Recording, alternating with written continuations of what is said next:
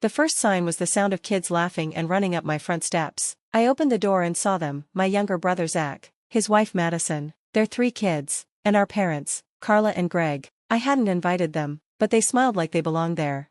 Zach pushed up his sunglasses and looked around like he was inspecting my porch. His oldest son, Noah, was already pressing his face to the window. Madison stood off to the side holding their baby, wrapped in a yellow blanket. She gave me that fake friendly smile she always used. I never gave them my new address. No one in my family had ever come to visit, but I didn't need to ask how they found me. Madison always found a way to get information. Carla walked right in without asking. "Look at this place," she said. "Rachel, you've done well." It didn't sound like a compliment, more like she was judging everything. Greg came in quietly. Zach followed without even looking at me. The kids started exploring the house. Madison walked in last, bouncing the baby and staring straight at me. "It's beautiful," she said, "and big." That's when I knew this wasn't a random visit. It was planned. I was just the only one who didn't know. They'd pulled things like this before, just never in my space. When we were growing up, Zach was always the favorite. He was younger, louder, messier, and always forgiven. One time, he threw the TV remote at me and broke it. I got yelled at for reacting. Mom said I was too sensitive. Dad just looked away. By age 11, I was doing laundry. At 13, I was making lunches and setting out Zach's backpack. If I didn't, Mom got mad. Zach got a Nintendo when he turned 8. I got a store-bought cake and a card that said, "Love, all of us." No one even signed it. He was the star. I was just quiet and into computers or something. When I got an A in calculus, no one noticed. When Zach got a C in biology, we went out for ice cream because he tried. At 15, he pushed me down the stairs. He said it was just a joke. I had bruises for a week. Mom told me not to tell Grandma. "We don't need drama," she said. "Your brother's future is at stake." After that, I stopped asking for anything. No prom dress, no rides. I walked. I stayed at the library until I didn't hurt anymore. I left home at 17 with a hoodie, some notebooks, and $200 in a coffee can. Mom said not to come back until I had real direction. But I wasn't lost. I just wasn't useful to them anymore. I slept on friends' couches for a while. I graduated on time. They never called or sent a card. I told myself that was okay. Sometimes, clean breaks heal faster. I never went back, not for holidays, not ever. If they noticed, they never said. Zach got married at 22. I wasn't invited. I saw the photos online, Madison smiling, Zach standing tall like he'd never done anything wrong. They had kids quickly, then they moved in with our parents. Mom loved it. She posted pictures all the time, 3 generations under one roof. I wasn't in any of them. After that, I became the one who left, the one who didn't understand family, the one who made her bed and had to lie in it. And I did, for years. But now, I wasn't worried about the bed. I was worried about the ground underneath it. In spring 2020, everything shut down, including my job and lease. I was working as a QA contractor for a logistics company. They let me go with a cold email. The last paycheck barely covered rent. 2 weeks later, my roommate moved back in with her parents. I didn't have that option. I couldn't afford the condo on my own. So I sold everything, furniture, electronics, even my favorite mirror, just to pay the final month's rent. After that, I had nowhere to go. All I had left was my truck. It was old and dented. A few years earlier, I'd bought a used camper for cheap, thinking I'd go camping one day. I never did. Now it was my home. I cleaned out the camper and made it livable: foam mattress, mini fridge, and a bin of clothes. The first night, I parked behind a strip mall. I didn't sleep. I just lay there, listening. The next day, I called my parents. I told them I lost my job, had no lease, and needed a place to park for a while. Carla didn't hesitate. "That won't work for us," she said. "The kids are here. It's too crowded." Then Zach got on the phone. "If you want to park here," he said, "you'll have to pay rent." He asked for more than it would cost to park in a public lot. I hung up. After that, I moved from place to place, parking lots, side streets, anywhere I wouldn't get towed. I charged things at laundromats and used solar when I could. I showered at gyms or gas stations. I got my mail at a friend's place. I ate cold soup most nights. One time, my fridge broke and all my food spoiled. Eventually, I got a job at a warehouse in a nearby city. I took the night shift so I could live in the lot. The owner didn't care. "You show up," he said. "That's better than most." He let me use a power outlet and water tap. He even made space so I could detach the camper and use my truck. It wasn't easy, but it was stable, and after that year, that meant everything. 2 winters passed like that. I never told my family where I was. No updates, They didn't ask. Then one day, I posted a photo of my new house, just my porch and a hand holding the keys. I captioned it, "Home." 3 weeks later, they showed up. I hadn't given anyone the address. That evening, I had just finished setting up the camper in the backyard, as backup, when I heard a knock. Then the front door opened. No one waited for me. They walked in like it was an open house. Carla came in first with a container of food. Madison followed with the baby, already eyeing the walls. Zach pointed out things like he was planning something. The kids ran in. Greg hesitated at the door. "This is beautiful, Rachel," Carla said. "You've done well for someone on her own." I didn't say anything. Madison walked around, making comments. 3 bedrooms? That's generous, more than one person needs. Zach didn't say much, but he kept looking at everything. "Closer to my work than I thought," he said. I stood in the hallway, watching them. The house wasn't fancy, the floors creaked. I hadn't even decorated yet, but it was mine. They didn't ask to come in, they just acted like they already belonged. Finally, Zach turned to me, hands in his pockets. "Got a minute?" he asked. Everyone left the room fast. Carla grabbed the kids. Madison hummed to the baby. Greg avoided my eyes. I followed Zach into the kitchen. He leaned on the counter like it was his. "This place," he said, "it's really something, but you know it's too much, right?" He looked me in the eyes. And then kept talking. "You already have the camper," Zach said. "You know how to live simple. We've got the baby, and another one on the way, and this place is close to my work." I didn't say anything. "So here's the idea," he said. "Me, Maddie, and the kids move in here, just for a while, until we get back on track. You can stay in your camper out back, you're used to it." He smiled like it was already decided, like I should just agree, but I stayed quiet. Deep down, I always knew they'd show up someday, I just didn't think they'd be this bold about it.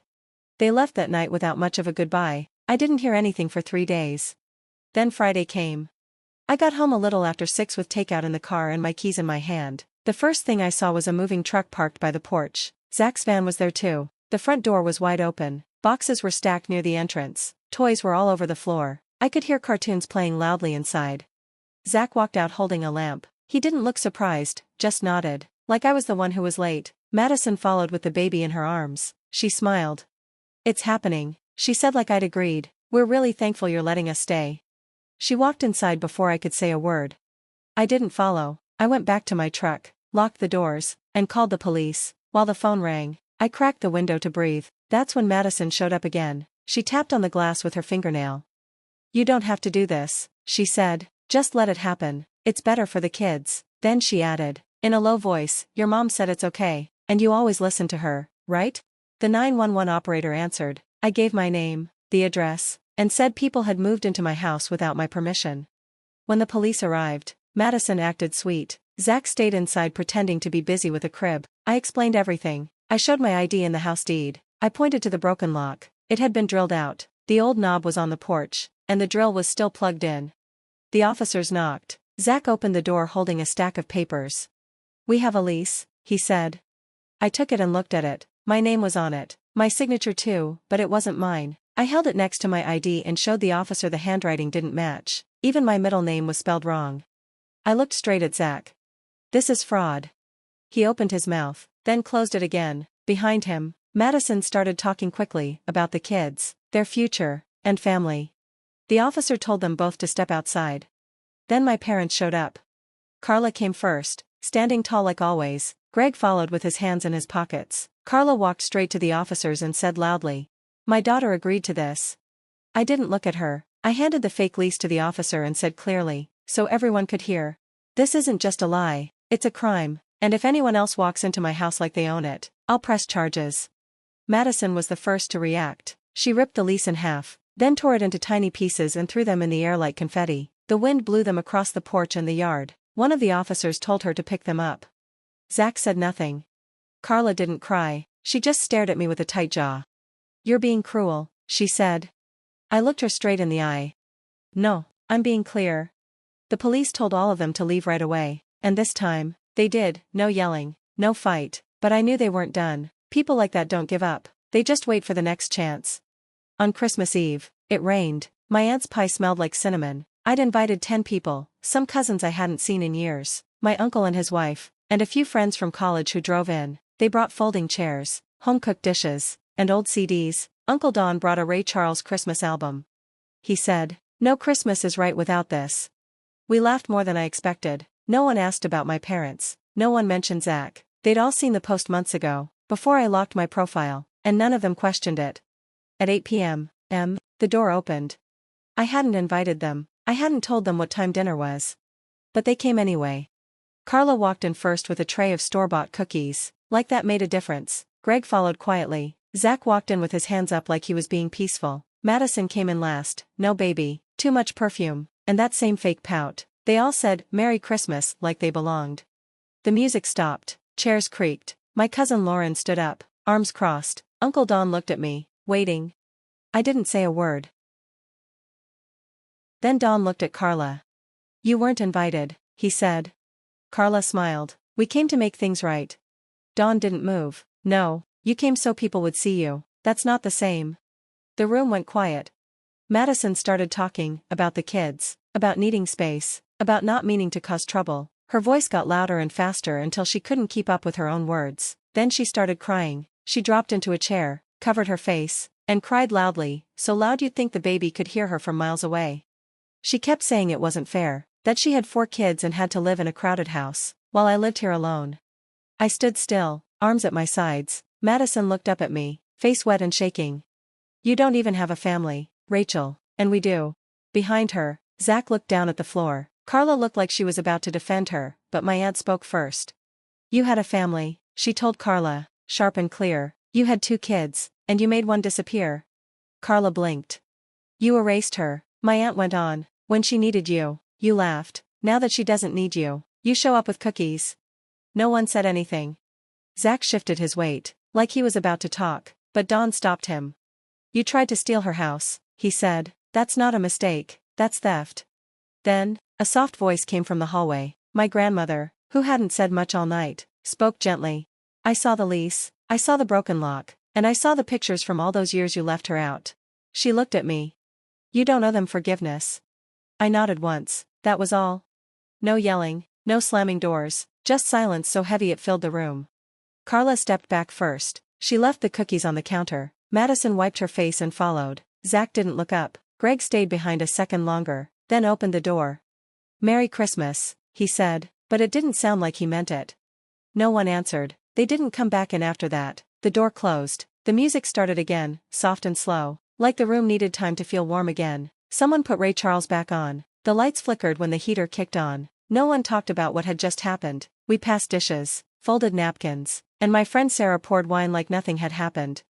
Later, I went outside with a blanket wrapped around me. The yard was quiet. A few guests had claimed sleeping bags in the camper, curious about how I'd lived. One cousin said it reminded him of childhood. He meant it kindly.